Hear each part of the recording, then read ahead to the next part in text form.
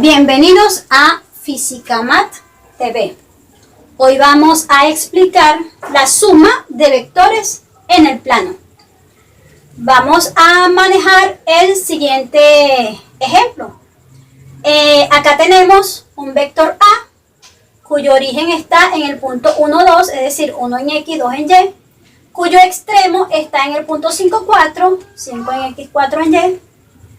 Tenemos otro vector B con origen en 5, 4 y extremo en 4, 9, 4 en X, 9 en Y.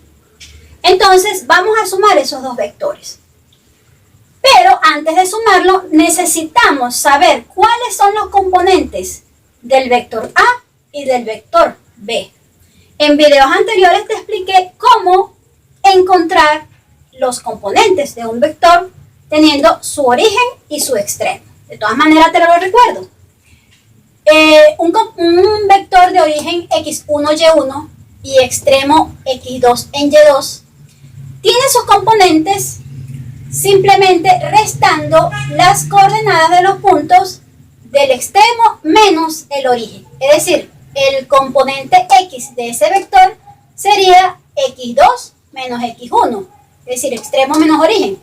Y el componente y, igual forma, y2 menos y1. Acá en el vector A, si hacemos ese procedimiento, sería 5 menos 1 para el componente x de ese vector. Y para el componente y, 4 menos 2 igual a 2. Entonces tenemos los componentes del vector A. Para el vector B, igualmente restamos 4 menos 5 nos da menos 1. Ven que cuando hacemos una sustracción o resta, colocamos el signo del mayor. 4 menos 5, entonces nos da menos 1. 9 menos 4 nos da 5. Entonces ya tenemos los componentes del vector B. Ya lo podemos sumar. Ahora definamos cómo se suman los vectores.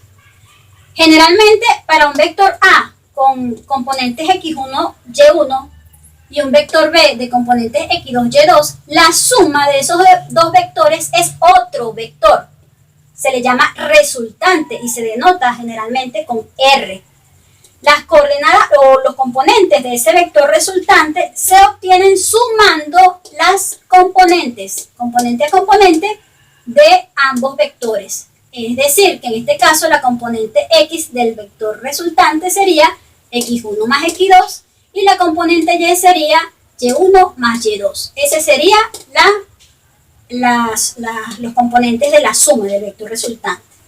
Otro dato importante es calcular la magnitud de ese vector, es decir, la longitud de ese vector. Se calcula con esta fórmula, es decir, la raíz cuadrada de la suma del cuadrado de cada componente, es decir, el componente x al cuadrado más el componente y al cuadrado. Se le saca la raíz y eso me da la magnitud de ese vector. Vamos a hacer el cálculo para A y B. Entonces, los componentes de A dijimos que es 4, 2. Los componentes de B dijimos que es menos 1, 5.